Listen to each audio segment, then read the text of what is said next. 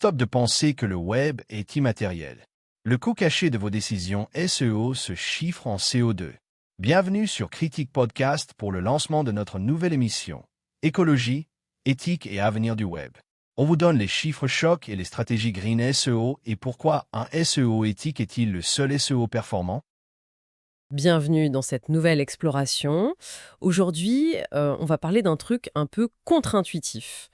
Nos clics, nos recherches sur le web, tout ça, on a l'impression que c'est léger, immatériel, presque magique, non ? Mais bon, derrière nos écrans, il y a une réalité bien plus terre à terre en fait. Chaque action en ligne a un poids, une empreinte carbone, une vraie. Alors, voilà, notre discussion aujourd'hui, elle va plonger au cœur de cet impact environnemental du contenu web et aussi des stratégies pour le rendre visible, le fameux SEO. On va regarder ça de près en s'appuyant sur des analyses de l'empreinte carbone cachée du SEO. Le but, il est double. D'abord, comprendre comment nos choix, en tant que créateurs, référenceurs, etc., comment ça influence cette empreinte. Et ensuite, et c'est là que ça devient super intéressant, je trouve, c'est de découvrir des approches plus vertes, ce qu'on appelle le Green SEO. Et on va voir que, loin d'être juste une contrainte, ça peut même améliorer la performance. Absolument. Et pour donner une petite idée de l'échelle, il y a un chiffre récent de Google, dans leur rapport environnemental 2024, qui est assez frappant. Ils annoncent une augmentation de 48% de leurs émissions carbone. C'est énorme. Ah oui, 48%. Oui. Et ça s'explique en partie par leurs investissements massifs dans l'IA, l'intelligence artificielle, qui est très très gourmande en calcul, donc en énergie. Ça montre bien que même le numérique, même l'efficacité, ça a un coût énergétique bien réel. Et ce coût, il augmente. C'est un super point de départ, ça. Alors justement, commençons par déconstruire cette idée reçue-là, l'immatérialité du numérique. On parle tout le temps de cloud, de données dans les nuages. Mhm. C'est pratique comme image, mais ça nous éloigne un peu de la réalité physique, non ? Tout à fait. C'est une image un peu poétique, le cloud, mais ça cache une infrastructure, elle, bien physique. Et surtout, extrêmement énergivore. Je parle des centres de données, les data centers. Ce sont des bâtiments entiers remplis de serveurs qui tournent non-stop, 24 heures sur 24. Et à l'échelle mondiale, leur consommation électrique, on estime que c'est entre 1 et 3% du total. Entre 1 et 3%. C'est fou. C'est la conso de pays entiers, ça. Exactement. C'est comparable à la consommation de certains pays, oui. On imagine mal ces usines derrière nos écrans, mais elles sont bien là. Et ce n'est pas tout. Ces serveurs, ils chauffent énormément. Donc il faut des systèmes de refroidissement gigantesques qui consomment eux aussi beaucoup d'énergie.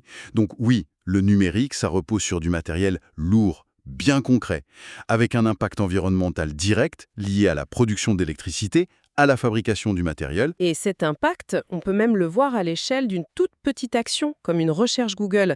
J'ai vu des chiffres qui circulent entre 0,2 et 7 grammes de CO2 par recherche. Oui, la fourchette est assez large, c'est vrai. Ça dépend de plein de choses. L'appareil qu'on utilise, le réseau, l'efficacité du data center qui répond à la requête. Le chiffre exact est débattu, c'est complexe à mesurer précisément. Mais l'ordre de grandeur est là, oui. Et même si, 7 grammes, ça peut paraître minuscule, il faut multiplier ça par les milliards, voire les dizaines de milliards de recherches faites chaque jour dans le monde. Ah oui, l'effet cumulé. Exactement. L'effet cumulé devient colossal. Si on additionne toutes ces micro-émissions, ça finit par peser autant que certaines industries qu'on imagine bien plus polluantes. Cette prise de conscience de la matérialité, elle est essentielle. Et ce qui vient alourdir encore le bilan, c'est un autre phénomène. Le poids de nos pages web, il a explosé. Il y a un mot pour ça d'ailleurs, l'obésiciel. C'est ça, obésiciel, contraction d'obésité et logiciel. C'est une tendance de fond et elle est assez spectaculaire quand on regarde les chiffres. Imaginez, en 30 ans à peu près, le poids moyen d'une page web, il a été multiplié par plus de 180. 180 fois. Oui. On est passé de 14 kilos à l'époque des débuts du web, à une moyenne aujourd'hui qui dépasse les 2,5 mégas. C'est un truc de fou. C'est comme si mon journal du matin pesait soudain, 15 kilos. Mais qu'est-ce qui explique cette inflation, cette obésité ? Les causes sont multiples, et bien connues des développeurs d'ailleurs. Il y a l'abus d'images en très haute définition, souvent mal compressées. Il y a les vidéos partout, surtout celles qui se lancent toutes seules, l'autoplay, ça c'est très lourd. Il y a aussi la multiplication des scripts, ces bouts de code pour ajouter des fonctionnalités, des effets. Souvent, il y en a beaucoup, ils sont complexes, pas toujours optimisés. Et puis, bien sûr, il y a le poids de la pub en ligne, avec les trackers, les formats parfois envahissants. Et cette lourdeur, c'est vraiment la double peine, en fait. Ça pèse sur l'environnement, ok, mais ça nuit aussi à l'utilisateur et au business au final. Exactement. Un site lourd, il consomme plus de bandes passantes, plus de ressources serveurs, donc son empreinte carbone augmente à chaque visite, c'est mécanique. Et pour l'internaute, c'est l'enfer. Temps de chargement plus long, et on sait que la patience en ligne, elle est limitée. Quelques secondes de trop, hop, l'utilisateur est parti. Et Google n'aime pas ça non plus. Ah non, Google déteste ça. La vitesse de chargement, c'est hyper important pour eux. Ils ont leurs indicateurs, les Core Web Vitals, qui mesurent justement cette expérience utilisateur. Un site lent, il est pénalisé dans les résultats de recherche. Donc oui, l'obésité numérique, ça nuit à la planète, à l'utilisateur et aux objectifs du site. Triple peine même. C'est clair. Donc la technique, l'optimisation du poids, c'est crucial. Mais quid des stratégies de contenu, le cœur du SEO?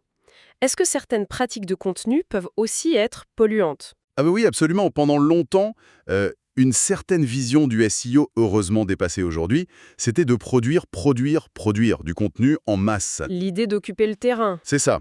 Multiplier les pages sur des mots-clés similaires, parfois avec très peu de valeur ajoutée pour l'utilisateur, soyons honnêtes, ont créé du contenu un peu jetable. On pensait que c'était pour plaire aux algorithmes. Oui, je me souviens de cette époque. Le bourrage de mots-clés, la quantité avant tout. Voilà. Sauf que tout ce contenu médiocre ou redondant ou vite obsolète, non seulement ça ne marche plus, Google est devenu bien plus malin pour repérer et valoriser le contenu vraiment utile, expert, avec ses critères EEAT là. Expertise, expérience, autorité, fiabilité, oui. Contenu inutile, c'est un gaspillage énorme de ressources numériques. Faut le stocker, le sauvegarder, le faire crawler par les robots, tout ça, ça bouffe de l'énergie pour un bénéfice nul, voire négatif pour l'image du site. Donc, rechercher la qualité et la pertinence en SEO, ça rejoint directement l'idée d'efficacité énergétique. Moins de contenu inutile, c'est moins de gaspillage, tout simplement. Et il y a aussi l'aspect technique de cette exploration par les robots de Google, le crawl. On n'y pense pas forcément, mais c'est une activité constante. C'est un point super important, oui. Chaque fois qu'un robot de Google, un Googlebot, visite une page de votre site, ça consomme de l'énergie. Sur les serveurs de Google et sur votre serveur d'hébergement aussi. Or, un site qui est mal fichu techniquement, il peut forcer ses robots à faire des visites pour rien ou à revenir sans cesse. C'est ce qu'on appelle gaspiller le budget de crawl. Le budget crawl, c'est l'idée que Google n'a pas un temps infini pour explorer chaque site. C'est exactement ça. Google alloue un certain temps, certaines ressources pour explorer un site. Et si ce budget est dépensé sur des pages sans intérêt, eh bien les pages importantes risquent d'être explorées moins souvent. D'accord. Et qu'est-ce qui gaspille ce budget concrètement? Plein de choses. Les pages orphelines, par exemple, celles qui ne sont liées nulle part ailleurs sur le site. Le contenu dupliqué. La même info sous plusieurs adresses URL différentes. Le robot traite plusieurs fois la même chose, pour rien. Les erreurs 404, pages non trouvées, qui ne sont pas bien gérées et qui renvoient le robot dans une impasse. Ou une structure d'URL complètement illogique, des redirections qui s'enchaînent. Tout ça, ça forge les robots à bosser plus, à consommer plus d'énergie, pour un résultat, médiocre. Donc un mauvais SEO technique, c'est pas juste mauvais pour la visibilité, c'est aussi une forme de pollution numérique. C'est fascinant de voir ce lien direct entre efficacité technique et écologie. Finalement, un site bien construit, propre, il est plus vert par nature en quelque sorte. Oui, on peut dire ça. Optimiser techniquement pour le SEO, c'est viser à faciliter la vie des robots et des utilisateurs. Et très souvent, cette facilité se traduit par moins de ressources consommées. C'est logique. Ok, bon, le constat est clair. Le numérique a une empreinte, l'obésiciel, c'est pas top, et un mauvais SEO, ça n'aide pas. Mais alors, comment on fait mieux? On arrive au green SEO. Et là, tu disais que ça devient intéressant parce que ce n'est pas juste pour se donner bonne conscience. C'est exactement ça. Le point fondamental avec le Green SEO, c'est qu'il ne faut pas le voir comme un choix entre écologie et performance. Genre, soit je suis vert, soit je suis visible. Ce qui est vraiment intéressant, c'est que la plupart des pratiques qu'on recommande pour réduire l'empreinte carbone d'un site, elles ont aussi un impact positif direct sur son référencement et sur l'expérience utilisateur. C'est une convergence. Une convergence, j'aime bien ce mot. Alors allons-y, explorons ces stratégies concrètes. On commence par le contenu. Tu parlais de sobriété de contenu. Ça veut dire quoi exactement? L'idée principale, c'est de préférer la qualité et la durabilité à la quantité qui devient vite obsolète. Donc se concentrer sur du contenu qu'on appelle evergreen, du contenu de fond, bien recherché, qui reste pertinent longtemps. Des guides complets, des tutos, ce genre de choses. Voilà, plutôt qu'une avalanche de petites actus vite périmées.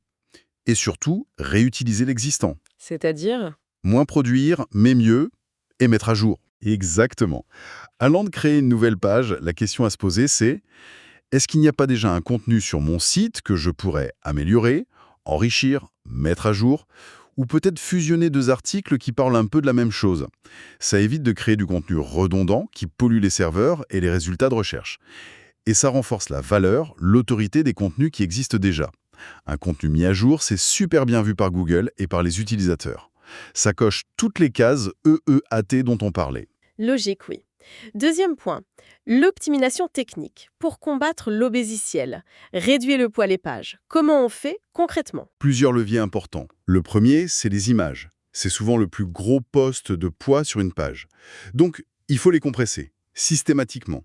Trouver le bon équilibre qualité-poids et choisir les bons formats, des formats modernes comme le WebP par exemple. Ça offre une super qualité pour un poids souvent bien plus faible que les vieux JPEG ou PNG. Le WebP, ça peut vraiment réduire la taille des fichiers sans qu'on voit la différence à l'œil nu. D'accord, compression et WebP pour les images. Quoi d'autre? Le code. Le HTML, le CSS, le JavaScript. Il faut viser un code propre, épuré. Virer les scripts qui servent à rien, minifier les fichiers, c'est-à-dire enlever les espaces, les commentaires inutiles, différer le chargement de ce qui n'est pas essentiel tout de suite. Chaque octet compte, en gros. C'est ça, charger uniquement ce qui est nécessaire pour que la page s'affiche et fonctionne au début. Et le bénéfice direct, c'est la vitesse de chargement améliorée. Immédiat. Et mesurable. Ça améliore direct les Core Web Vitals de Google. Et une meilleure expérience utilisateur, c'est moins de gens qui partent, plus d'engagement et potentiellement plus de conversions. C'est gagnant, gagnant, gagnant, environnement, SEO, business. Troisième axe, l'hébergement. On n'y pense pas toujours, mais l'endroit où notre site vit, ça compte aussi, j'imagine. Ah oui, énormément. On l'a dit, les data centers, ça consomme beaucoup d'électricité. Donc choisir un hébergeur dit vert, c'est choisir une boîte qui s'engage à utiliser des énergies renouvelables. Solaire, éolien, hydraulique. Comment c'est s'ils le font vraiment? Certains affichent des certifications. Il y a par exemple la Green Web Foundation qui a un outil pour vérifier si un site est hébergé sur un serveur qui tourne à l'énergie verte. Ça demande un petit effort de recherche au moment de choisir son hébergeur, mais l'impact carbone est direct. Et au-delà de l'impact carbone direct, il y a peut-être un bénéfice d'image aussi. Certainement. Communiquer là-dessus, sur le choix d'un hébergement vert, ça peut renforcer l'image de marque. Montrer qu'on est une entreprise responsable, éthique, c'est de plus en plus important pour les clients, les partenaires. C'est une façon de montrer que ces valeurs se traduisent en actes concrets, même dans les choix techniques. Et enfin, dernier point, le design du site, la conception. On peut aussi agir là-dessus. Tu parlais de conception minimaliste. Oui, le design a son rôle à jouer. Minimaliste, ça ne veut pas dire forcément moche ou simpliste. Ça veut dire aller à l'essentiel. Éviter les animations super lourdes qui ne servent qu'à faire joli, les effets visuels qui bouffent les ressources du processeur ou de la carte graphique de l'utilisateur pour rien. Limiter le nombre de polices de caractères différentes qu'on charge. Chaque petit truc ajouté sur une page a un coût potentiel. Et le fameux dark mode, le mode sombre, ça aide vraiment pour l'écologie? Alors là, c'est un peu plus nuancé. L'impact dépend beaucoup de l'écran de l'utilisateur. Si c'est un écran OLED, comme sur beaucoup de smartphones récents, oui, les pixels noirs sont éteints, ils ne consomment rien. Donc là, le mode sombre peut économiser de la batterie. Ah ok. Et sur les autres écrans? Sur les écrans LCD plus classiques, l'impact est quasi nul. Le rétroéclairage reste allumé, donc c'est un petit plus pour certains, mais c'est pas la solution miracle universelle. Par contre, proposer un mode sombre, c'est aussi une question de confort visuel pour beaucoup, donc c'est bien de le proposer comme option. Très clair. Bon, si on essaye de faire une synthèse de tout ça, l'idée forte qui ressort, c'est cette fameuse convergence, non? Faire du green SEO, c'est pas juste se rajouter des contraintes écolo, c'est plutôt revenir aux bases d'un bon site web, rapide, efficace, centré sur l'utilisateur avec du contenu de qualité. L'écologie, ça devient presque un effet secondaire positif d'une démarche d'excellence. C'est ça. C'est exactement ça la philosophie.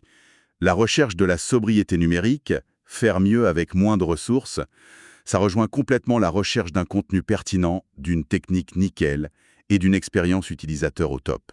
En fait, quand on optimise pour réduire l'empreinte carbone, très souvent on optimise en même temps pour l'utilisateur et du coup pour les moteurs de recherche comme Google. Il n'y a plus d'opposition entre la perf économique et la responsabilité environnementale. Les deux se nourrissent.